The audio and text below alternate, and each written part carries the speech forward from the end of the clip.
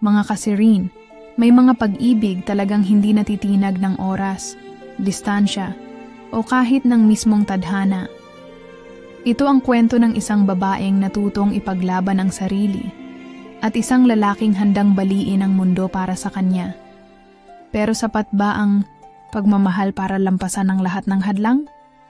Tara, pakinggan natin ang kanyang kwento. Ako nga pala si Mia Santos. 23 taong gulang, tindera sa isang maliit na bakery sa Maynila. Hindi ako nakapagtapos ng kolehiyo, pero hindi ibig sabihin, noon ay hindi ako masipag. 4:00 pa lang ng madaling araw, gising, na ako para magbukas ng panaderya. Inaasikaso ang mga tinapay na bagong hango sa pugon, at hinaharap ang mga suki naming bumibili ng pandesal at ensaymada. Hindi madali ang buhay, pero wala akong choice kundi kayanin. Ang renta sa bahay, kuryente, tubig, lahat kailangang bayaran. Ang buhay ko, parang paulit-ulit na eksena sa pelikula. Gigising, magtatrabaho, uuwi ng pagod. Walang thrill, walang excitement. Hanggang isang gabi, nagbago ang lahat. Madalas akong mag-overtime kapag may kailangang ayusin sa bakery. Gabi na, noon, halos 10:00, at kakatapos ko lang magbilang ng benta. Habang inaayos ko ang lumang cash register, biglang bumukas ang pintuan. Isang lalaki ang pumasok, matangkad, naka-long sleeves na may rolled-up sleeves, mukhang pagod pero hindi basta-basta. Halata sa itsura niya na hindi siya pangkaraniwang customer. Makinis ang mukha, matangos ang ilong, at ang presensya niya, may dating. Yung tipong kahit tahimik lang siya, ramdam mo agad na hindi siya ordinaryong tao. Napatingin siya sa paligid, parang hindi sanay sa ganitong klaseng lugar. Siguro naligaw lang, pero imbes na umalis, lumapit siya sa counter kung nasaan ako. May natitira pa bang tinapay? Tanong niya. Medyo nawala ako sa focus. Ang gwapo niya pero hindi lang yun ang dahilan. May kung anong malalim sa tingin niya. Parang may hinahanap. Parang may bumabagabag sa kanya. Oo. May natira pang pandesal. Mainit-init pa. Sagot ko. Pilit na hindi nagpapahalata na kinikilig ng bahagya. Ngumiti siya ng bahagya. Sakto, gutom na ako. Napansin kong suot niya ang isang mamahaling relo, yung tipong nakikita ko lang sa magazine o sa TV kapag may business news. Siguro businessman siya. Pero anong ginagawa niya rito? Sa isang mumurahing bakery, sa isang ordinaryong kanto ng Maynila. Habang inaabot ko sa kanya ang supot ng pandesal, nagtagal ang daliri niya sa kamay ko ng ilang segundo. Mainit ang palad niya. Hindi ko alam kung imahinasyon ko lang, pero may dumaloy na kakaibang kuryente sa pagitan namin. Bago ka rito? Tanong niya bigla. Nagkibit balikat ako. Matagal na.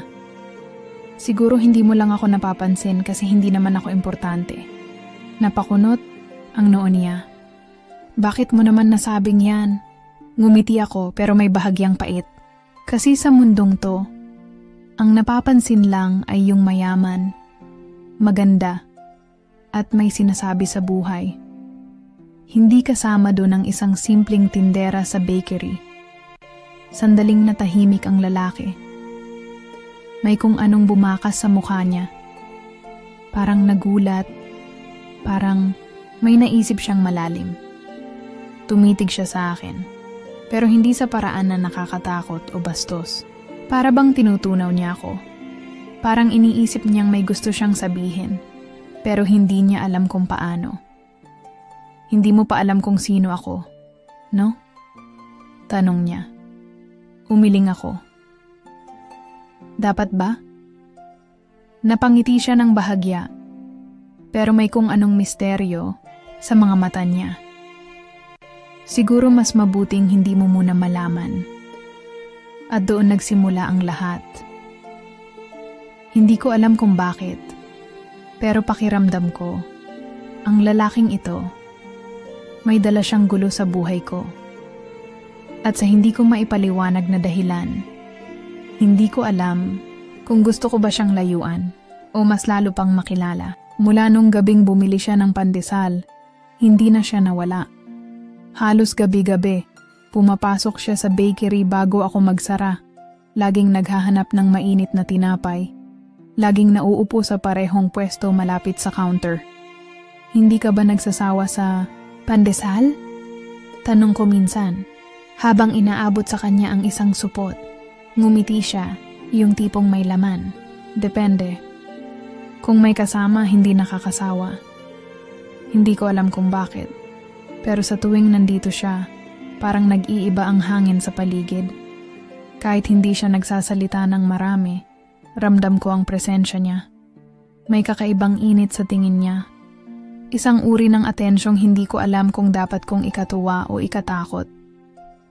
Minsan, nahuli ko siyang nakatitig sa akin habang nag-aayos ako ng mga paninda. Hindi lang basta titig, parang pinag-aaralan niya ako.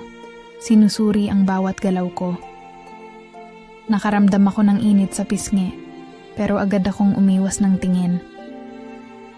Ikaw, anong ginagawa mo rito gabi-gabi? Tanong ko sa kanya isang beses. Mukha kang hindi taga rito. Nagkibit balikat siya. Baka gusto lang kitang makilala. Napangiti ako, pero iniling ang ulo. Maraming mas maganda at mas social na pwedeng kilalanin. Hindi ko gets kung bakit dito ka pa nag-aaksaya ng oras. Tumahimik siya sandali, bago sumagot. Baka kasi mas gusto ko yung hindi nabibili ng pera. May kung anong tumusok sa loob ko sa sinabi niya. Hindi ko alam kung sincero ba siya o laro lang ito para sa kanya. Pero may parte ng puso kong gustong maniwala. Isang gabi, inabutan niya ako ng isang sobre. Ano to? Tanong ko. Naguguluhan. Buksan mo.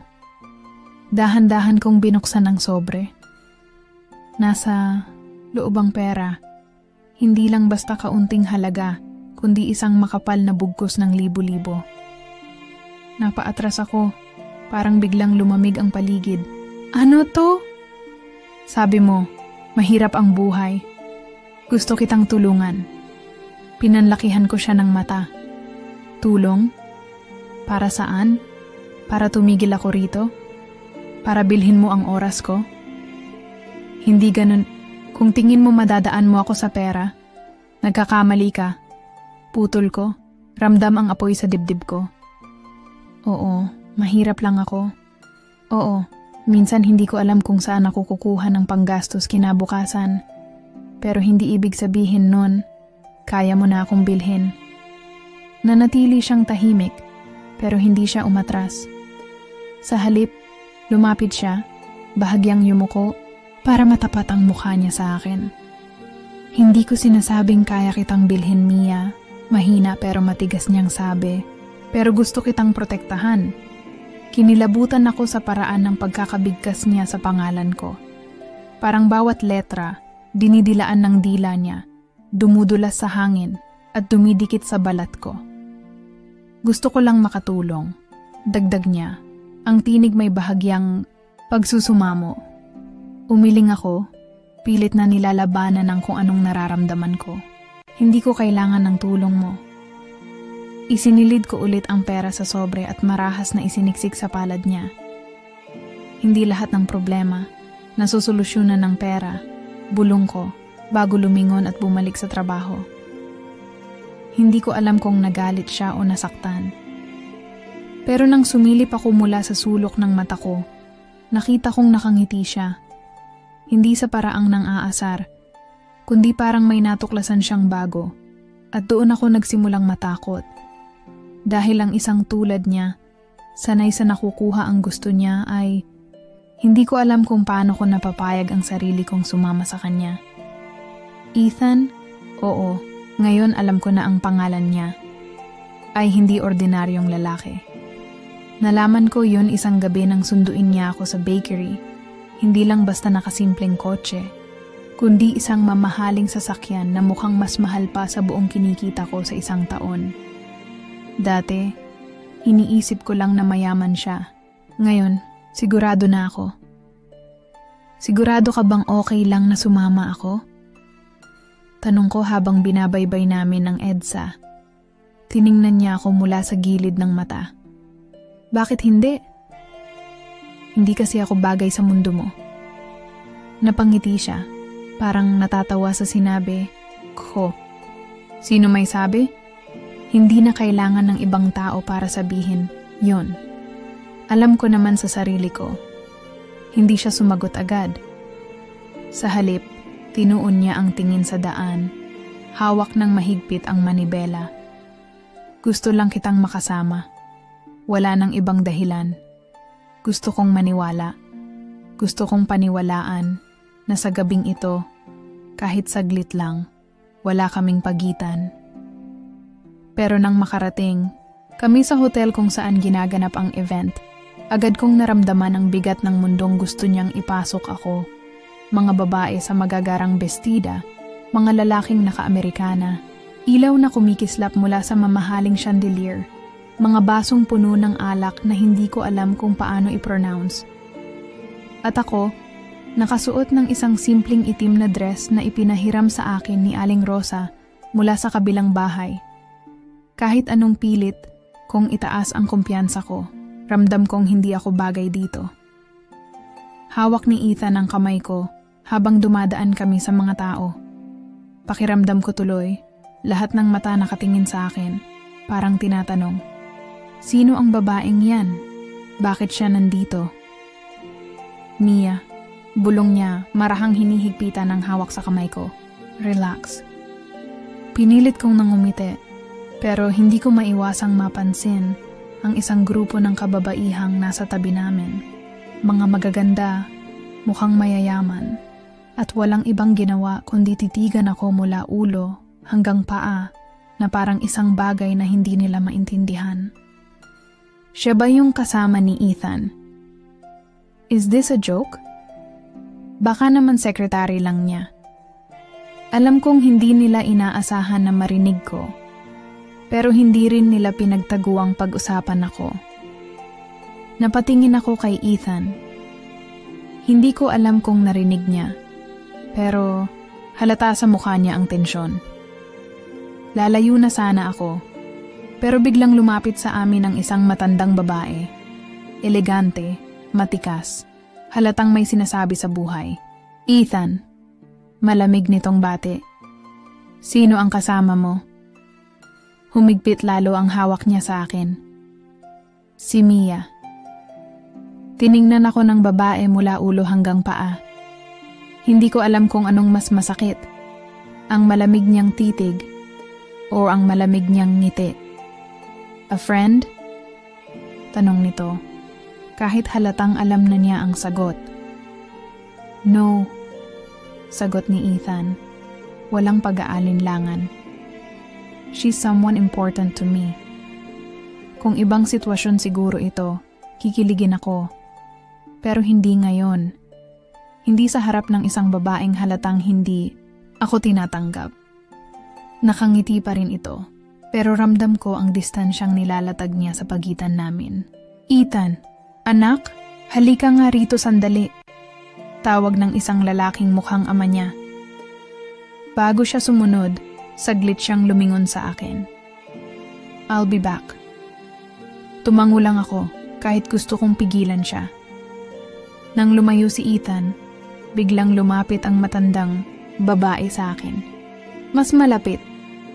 Pasensya ka na kung medyo overwhelming para sa'yo ang event na to. Aniya, ngiting na ngiti. Pero ang tono ng boses niya, matalim. Okay lang po, sagot ko. Pilit na hindi nagpapahalatang kinakabahan. Saglit siyang nanahimik bago bumuntong hininga. Mia, hindi kita kilala at hindi ko alam kung anong dahilan kung bakit ka nandito. Pero isang bagay lang ang gusto kong sabihin sa'yo. Ang mundong ito, hindi para sa isang katulad mo. Parang may pumitik sa loob ko. Alam kong totoo. Alam kong tama siya. Pero mas masakit palang marinig iyon mula sa ibang tao. Tumingin ako sa kanya, pilit na hindi ipinapakita ang sakit na nararamdaman ko. Hindi ko po alam kung anong iniisip niyo tungkol sa akin, pero hindi ko po balak manggamit ng kahit sino. Ngumiti siya, pero puno ng bahid ng pangmamaliit. Gusto lang kitang bigyan ng babala. Hindi mo kayang sabayan ang buhay ni Ethan. Ang relasyon ninyo, kung meron man, ay hindi tatagal. Humigpit ang pagkakakapit ko sa palda ng bestidang suot. Kusakto namang bumalik si Ethan, halatang hindi niya alam ang pinag-usapan namin. Okay ka lang? Tanong niya. Bahagyang iniaabot ang kamay niya sa akin. Dapat oo ang sagot ko. Dapat ngumiti lang ako at palampasin ito. Pero sa loob-loob ko, alam kong hindi ko kayang magpanggap na walang narinig. Kaya sa unang pagkakataon, iniwas ko ang kamay ko. Oo, sagot ko. Mahina ang boses. Pero sa totoo lang hindi. Dahil sa gabing yon, na-realize kong gaano man ako kagustuhin ni Ethan. May mga bagay na hindi kayang pantayan ng simpleng damdamin lang. Pagkatapos ng gabing yon, pilit kong inilayo ang sarili ko kay Ethan. Hindi ko siya iniwasan ng hayagan, pero sinadya kong maging malamig. Hindi na ako masyadong nakikipag-usap kapag dinadalhan niya ako ng kape. Hindi ko na siya inaasikaso kapag bumibili siya ng tinapay. Hindi ko na siya tinatapunan ng ngiti na dati ay kusa lang lumalabas sa labi ko.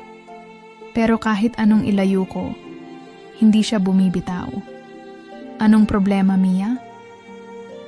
Tanong niya isang gabi habang inihahakbang niya ang sarili papasok sa bakery. Kahit pa alam, niyang magpapalayas na ako ng customer dahil closing time na. Napatingin ako sa kanya. Ramdam ang kaba sa dibdib ko. Wala. Napangiti siya. Pero halata sa mata niya ang pagdududa. Kung wala, bakit parang iniiwasan mo ako? Hindi kita iniiwasan. Sagot ko agad. Talaga? Tumahimik ako, lumapit siya. May ginawa ba akong mali? Hindi naman. Mia. May kung anong init sa boses niya. Isang tahimik na pagmamakaawa. Isang bagay na mas mahirap labanan kaysa sa kahit anong salita ng pangmamaliit mula sa ibang tao. Hindi ko alam kung paano ko sasabihin sa kanya na natatakot ako. Natatakot akong mahulog ng tuluyan. Natatakot akong bigyan ng pag-asa ang sarili ko. Dahil alam kong kahit anong gawin ko, kahit anong pilit kong maniwala na posible kami, darating at darating ang araw na ipapaalala sa akin ng mundo na hindi ako nababagay sa kanya. Mia, tignan mo ako. At dahil mahina ako, sinunod ko siya. Nakita ko ang lalaking hindi lang basta CEO. Hindi lang basta mayaman. Hindi lang basta isang taong nabubuhay sa mundo ng kapangyarihan at pera. Si Ethan. Isang taong natutunan kong gustuhin. Mia, mahinang tawag niya.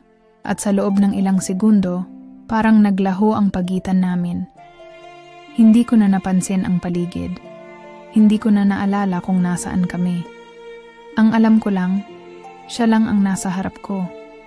Hinawakan niya ang kamay ko, marahan, maingat, parang natatakot siyang biglan ako. Hindi ko alam kung paano nangyari, pero gusto kita. Bulong niya, diretsong nakatingin sa mga mata ko. Hindi bilang CEO, hindi bilang mayaman. Gusto kita bilang ako, si Ethan. Doon ako tuluyang natakot. Dahil totoo. Dahil hindi ito laro. Dahil sa unang pagkakataon, may lalaking gustong ipaglaban ako. Pero ang tanong, kaya ko bang ipaglaban ang sarili ko para sa kanya? Alam kong darating ang araw na malalaman din ng pamilya niya ang tungkol sa amin. Pero hindi ko inasahan na ganito kabilis. Isang gabi, habang nagliligpit na ako sa bakery, dumating si Ethan. Hindi kagaya ng dati. Hindi siya nakangiti. Hindi niya, ako binati ng pabirong, "Miss, may discount ba pag araw-araw bumibili?" Wala ang dating lambing sa boses niya, tahimik. Mabigat ang mukha niya. "Ethan?" Tanong ko, nilapag ang hawak kong tray ng tinapay. Anong nangyari? Tumingin siya sa akin. Halatang may bumabagabag sa isip niya. Alam na nila. Halos huminto ang puso ko. Sino? My family. Para akong sinampal ng realidad. How? Someone saw us together. Maybe at the event. Maybe somewhere else. Hindi ko alam. Sagot niya. Hinihimas ang sentido niya na parang masakit ang ulo niya. Ang alam ko lang, galit sila. Hindi ko alam kung anong dapat kong maramdaman. Dapat ba akong matakot? Mag-alala? Magalit? Pero ang naramdaman ko lang ay isang matinding pagkabog sa dibdib. Hindi lang dahil sa takot na baka humadlang sila, kundi sa takot na baka hindi niya kayanin. Ano ang sabi nila? Tanong ko, kahit hindi ko sigurado kung gusto kong marinig ang sagot. Napailing siya, napabuntong hininga bago tumingin sa akin. Mia, gusto kong malaman mo na hindi ako susuko. Parang may kung anong bumara sa lalamunan ko. Hindi niya kailangang sabihin, dahil alam ko na. Alam kong hindi madali. Alam kong hindi ito tulad ng mga kwento sa pelikula, kung saan ang bidang lalaki ay kayang ipaglaban ang babaeng mahal niya nang walang pag-aalinlangan. Dahil si Ethan, hindi lang isang lalaki. Isa siyang tagapagmana, isang anak na may responsibilidad, at ang pamilya niya hindi lang basta mayaman. Makapangyarihan sila. Isang hapon, nadatnan ko siyang naghihintay sa labas ng bakery. Hindi siya pumasok. Nakasandal lang siya sa mamahaling sasakyan niya. Nakayuko, hawak ang cellphone niya na parang kanina pa may kausap. Lumapit ako. Ethan? Nagtaas siya ng tingin, halatang pagod, halatang may dinadala. Hinatak ako ng dad ko sa office kaninang umaga. Mahina niyang sabi. Naramdaman ko ang kaba. Anong nangyari? Napangiti siya, pero wala iyong saya. Hindi pa ba obvious? Pinagsabihan ako. Sinermunan. Hinawakan ko ang braso niya. Anong sabi nila? Muli siyang bumuntong hininga. Same old story, Mia. Wala kang future sa isang babaeng kagaya niya. Gamit lang siya. Hindi mo alam kung anong tunay niyang pakay sa'yo. Napalunok ako. Hindi nila ako pinaniwalaan nang sabihin kong hindi kita iniwanan ng kahit isang sentimo.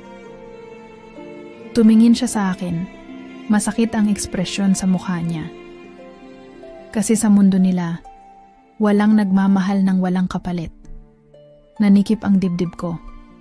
Alam kong mahirap, alam kong hindi ko maiiwasang husgahan. Pero iba pala ang pakiramdam kapag totoong nangyayari na. Ethan, bulong ko, hindi alam kung paano siya aaluin. Hinawakan niya ang kamay ko, hinigpitan ng hawak na parang natatakot siyang mawala. Ako, Mia, hindi ko alam kung anong dapat kong gawin para mapaniwala sila. Tumango ako, kahit ako mismo hindi rin sigurado sa sagot. Pero ang alam ko lang, hindi ko kayang makita siyang ganito. Mula ng araw na iyon, naging mas mahirap ang lahat. Kapag magkasama kami, parang laging may anino ng pamilya niya na nakabantay sa amin. Kahit wala sila, parang nararamdaman ko pa rin ang bigat ng mundo niya. Tapos isang gabi, dumating ang pinakamahirap na desisyon. Nasa labas kami ng bakery, nakaupo, sa sidewalk, habang kinakain niya ang paborito niyang pandesal, na palaging may palaman na keso.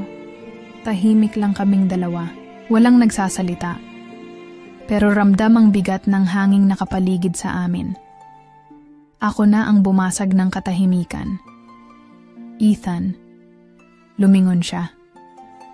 Dapat mo na akong iwan. Nakita ko kung paano siya natigilan.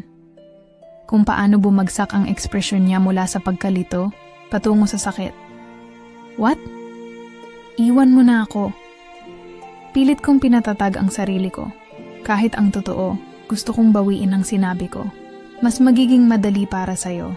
Mas magiging tahimik ang buhay mo. Nakita ko kung paano lumalim ang mga kunot sa noo niya. Anong pinagsasasabi mo, Mia? It's the truth. Truth para kanino? Mahalaga ka sa kanila, Ethan. Bulong ko.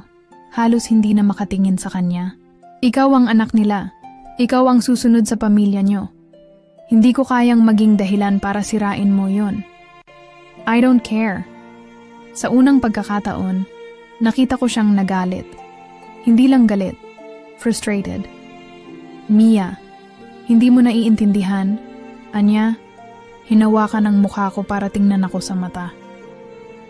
Hindi ko hahayaan na ang pamilya ko ang magdikta kung sino ang mamahalin ko. Pero, hindi ko rin siya kayang hayaan na mawala ang pamilya niya. Kaya kahit anong sakit, kahit anong bigat, pinilit kong ngumiti. Kaya mo. Ethan shook his head, his grip tightening as if trying to hold me together. Mia, don't do this. Hindi ko siya hinayaan na tapusin. Dahil kung magtatagal pa ako, baka hindi ko nakayanin pang bumitaw. Mabilis kong kinuha ang kamay niya at marahang inilayo sa mukha ko. Kailangan mong piliin sila, Ethan. Alam kong ito lang ang tamang paraan. Ang lumayo. Ang umalis bago pa tuluyang maging magulo ang lahat. Pero bakit ganun? Kung ito ang tamang gawin, bakit parang ang sakit-sakit? Gabi na nang matapos akong mag-impake. Ilang piraso lang ng damit, ilang mahahalagang gamit, at isang maliit na sobre na naglalaman ng lahat ng naiipon kong pera. Hindi ako mayaman, pero sapat na ito para makalayo. Para magsimulang muli sa ibang lugar. Habang hawak ko ang bag ko, nilingon ko ang maliit kong kwarto sa itaas ng bakery. Dito ako nanirahan ng ilang taon. Dito ako natutong tumayo sa sarili kong paa. At dito rin ako unang nakaramdam ng pagmamahal na hindi ko kailanman inasahan. Dito ko siya nakilala. Si Ethan. Pumikit ako ng mariin, pilit itinataboy ang kirot sa dibdib ko. Hindi ko siya kayang ipaglaban sa mundo niya. Pero kahit kailan, hindi ibig sabihin nun na hindi ko siya minahal. Kaya bago ako umalis, isinulat ko ang huling mensahe ko sa kanya. Kinabukasan, bumalik si Ethan sa bakery. Pagpasok niya, nagtatakang lumingon-lingon siya. Mia? Tawag niya, pero walang sumagot. Nakita niya ang matandang may-ari ng panaderya na abala sa pag-aayos ng tinapay sa estante. Lola Rosa, nasaan si Mia? Saglit na tumigil ang matanda. Iniiwas ang tingin. Alam na ni Ethan. Hindi niya na kinailangang marinig ang sagot. Mabilis siyang tumakbo. Paakyat sa maliit na kwarto ni Mia. Binuksan ang pinto. Umaasang nandoon pa siya. Pero walang tao. Walang bakas ng presensya niya. Parang hindi na siya kailanman tumira roon. Tanging isang sobre lang ang naiwan sa maliit na lamesa. May kaba sa dibdib. Dahan-dahang kinuha ni Ethan ang sobre at binuksan. Nasa loob nito ang isang sulat, maikli.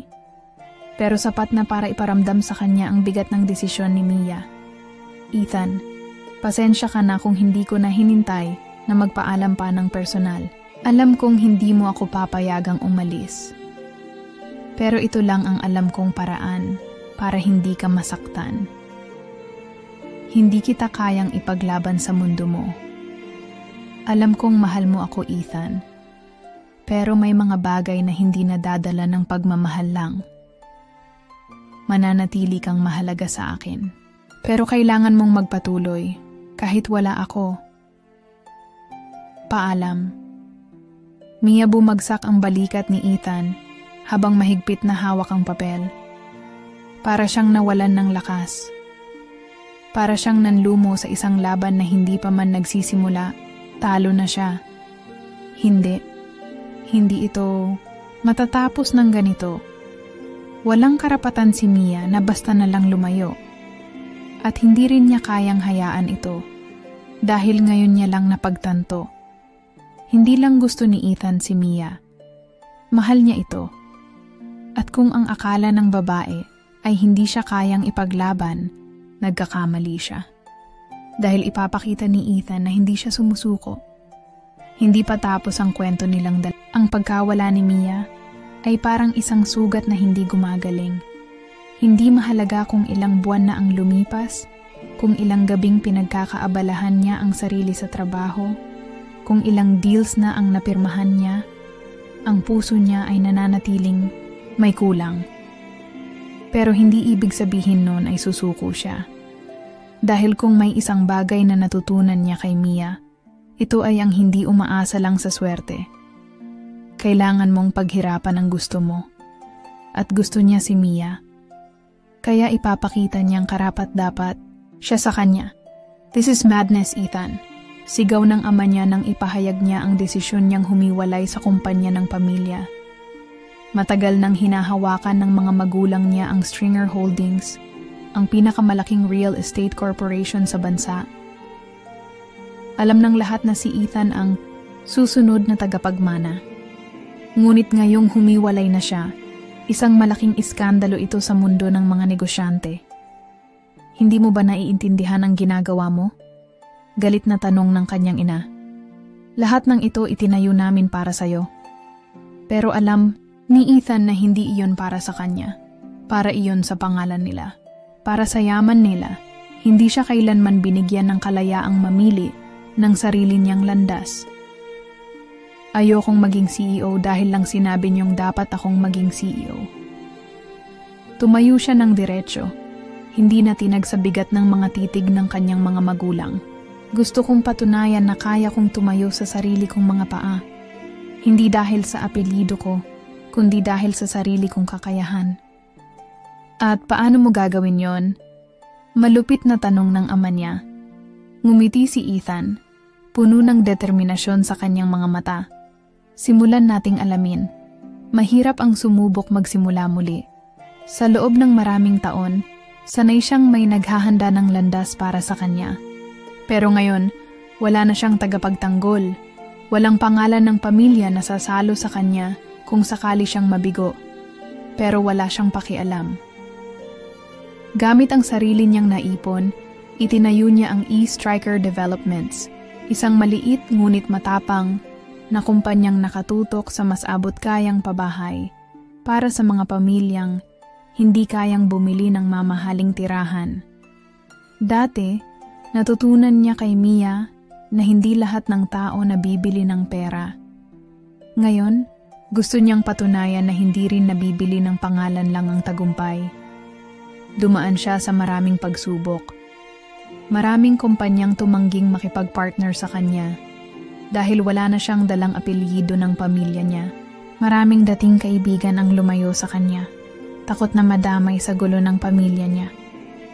Pero hindi siya natinag. Dahan-dahan, nagsimula siyang magtagumpay. At sa bawat tagumpay na iyon, may isang bagay siyang laging hinahanap. Isang taong dapat sana ay kasama niya sa laban na ito. Si Mia. Pagkalipas ng halos isang taon, nakatayo si Ethan sa harap ng isa sa mga una niyang proyektong natapos. Isang simpleng apartment complex sa Maynila na abot kaya para sa mga ordinaryong manggagawa. Dito siya, dapat nakatira ngayon, kasama ni Mia. Sinubukan niya siyang hanapin. Dumaan siya sa dating bakery, ngunit wala na si Lola Rosa. Nagtanong-tanong siya sa mga kalapit na tindahan. Pero wala ni isang nakakaalam kung saan nagpunta si Mia. Parang tinangay siya ng hangin. Walang bakas, walang iniwang hint. Pero hindi siya titigil. Dahil kung may natutunan, Si Ethan sa lahat ng nangyari, ito ay ang hindi lahat ng bagay pwedeng ipilit. Pero may mga bagay din na hindi mo basta na lang pwedeng bitiwan. At para kay Ethan, si Mia ang bagay na yon. At gagawin niya ang lahat para mahanap siya. Ilang taon na ang lumipas. Pero kahit anong gawin ni Ethan, hindi siya kailanman nakalimot. Sa bawat tagumpay na nakamit niya, sa bawat hakbang na ginawa niya palayo sa anino ng kanyang pamilya, may isang tanong na palaging bumabagabag sa kanya. Nasaan? Si Mia? At ngayon, sa hindi inaasahang pagkakataon, nahanap na rin niya ang sagot. Nakatayo si Ethan sa harap ng isang maliit, ngunit eleganteng kafe sa gilid ng isang tahimik na kalsada sa Tagaytay. Hindi niya akalaing dito niya siya matatagpuan. Hindi na bilang isang simpleng tindera, kundi bilang isang babaeng may sariling negosyo. Nanginginig ang kamay niyang itinulak ang pinto. At sa unang pagkakataon matapos ang mahabang panahon, nakita niya siyang muli, si Mia. Nakatayo siya sa likod ng cashier, abala sa pag-aasikaso ng order ng mga customer. Hindi na siya ang payat at simpleng babaeng naaalala niya.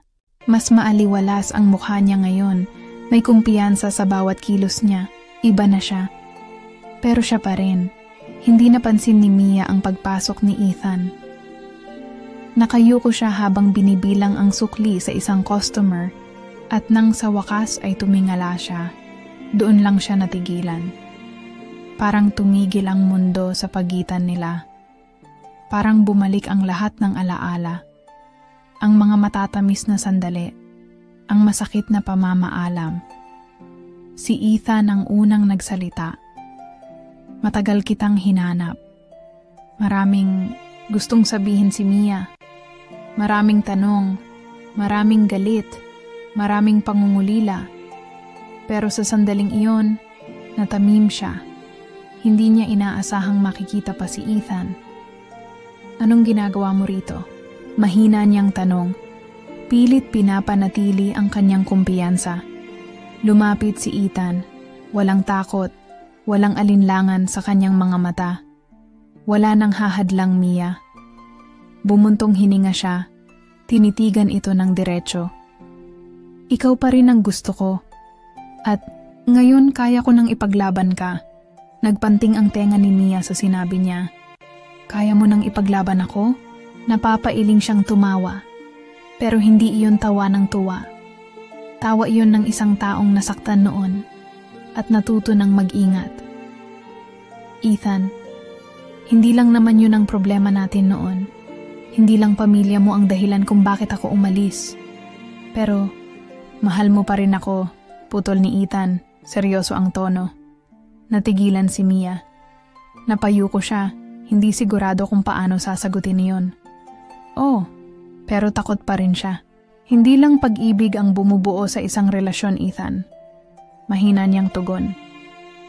Marami akong natutunan simula noong iniwan kita. Natutunan kong tumayo sa sarili kong paa. Natutunan kong hindi umasa sa iba para lang maging masaya. Tumango si Ethan, tila nauunawaan ang ibig niyang sabihin. At ako? May natutunan din ako, Mia. Natutunan kong hindi lahat ng bagay na dadaan sa pera. Natutunan kong may mga bagay na mas mahalaga kaysa sa negosyo, kaysa sa pangalan, kaysa sa kayamanan. Tumigil siya, lumalim ang boses niya. At natutunan kong hindi kita kayang kalimutan. Napakagatlabi si Mia. Ayaw niyang aminin. Pero may isang bahagi sa kanya ang gusto niyang maniwala. Pero kaya ba talaga ni Ethan? Kaya ba niyang panindigan ang lahat ng sinasabi niya? Isang malalim na buntong hininga ang binitiwan ni Mia bago siya sumagot. Kung totoo yan, Ethan. Tumingala siya. Pilit na tinatago ang kaba sa kanyang mga mata. Patunayan mo. At sa sandaling, iyon alam ni Ethan, hindi pa tapos ang laban nila, ngunit ngayon handa na siyang lumaban. Tahimik na nakatayo si Mia sa labas ng kafe niya, nakatingin sa malawak na tanawin ng Tagaytay. Malamig ang hangin, pero hindi iyon ang dahilan kung bakit nanginginig ang kamay niya. Ang dahilan ay nasa tabi niya, si Ethan. Nasa parehong mundo, pa rin sila. Pero sa unang pagkakataon, hindi na sila nakatingin sa isa't isa bilang dalawang taong magkaiba, kundi bilang dalawang pusong pareho ng handa. Walang nagbago, Mia. Binasag ni Ethan ang katahimikan. Ang boses niya ay malalim at puno ng emosyon kahit ilang taon ang lumipas. Kahit nagbago ang buhay natin. Kahit ilang beses mong sinubukang itulak ako palayo, ikaw pa rin ang mahal ko. Hinawakan niya ang kamay ni Mia. Hindi niya pinilit, hindi niya hinila. Hinintay niyang siya ang magdesisyong kumapit. At sa pagkakataong ito, hindi umatras si Mia. Ethan, natakot ako noon, mahina niyang sabi. Akala ko, kung iiwan kita, mas mapoprotektahan kita. Akala ko, kung mawawala ako, mas magiging madali para sa'yo. Pumikit siya saglit, pinipigilan, ang pangingilid ng luha. Pero mali ako. Hinawakan niya ang kamay ni Ethan ng mas mahigpit. Dahil kahit saan ako magpunta, kahit anong gawin ko, ikaw at ikaw pa rin ang nasa isip ko. Walang salitang nasabi si Ethan. Dahan-dahan niyang hinaplos ang mukha ni Mia. Parang hindi pa rin makapaniwala na naririnig na niya ang matagal na niyang gustong marinig. Mia, bulong niya. Ngumiti si Mia. At sa unang pagkakataon matapos ang mahabang panahon, bumigay na rin siya sa nararamdaman niya. Mahal din kita, Ethan. Nanginginig ang boses niya, pero hindi iyon dahil sa takot. Ito ay dahil sa wakas, natutunan na rin niyang sumugal at ngayon handa na akong ipaglaban ka. Hinila siya ni Ethan papalapit at sa sandaling nagtagpo ang kanilang mga labi, alam nilang wala nang makakapigil sa kanila. Hindi ito katulad ng dati. Hindi ito pagmamadali. Hindi ito isang lihim na kailangang itago. Ito ay isang halik na puno ng pangako. Isang halik na nagsasabing, ito na ang simula ng walang hanggang pag-ibig natin. At sa gabing iyon, sa ilalim ng malamig na langit ng Tagaytay, nagyakap sila ng mahigpit. Dalawang pusong sa wakas ay natagpuan ang daan pabalik sa isa't isa. Mga kasirin, minsan, hindi sapat ang pagmamahal lang. Kailangan din ng tapang para ipaglaban ito. Sa huli, ang tunay na pag-ibig ay hindi nasusukat sa kayamanan o estado sa buhay, kundi sa pagpili sa isa't isa. Kahit gaano kahirap ang daan. Ano sa tingin niyo, mga kasirin? Kapag kayo ang nasa sitwasyon nila, ipaglalaban niyo rin ba?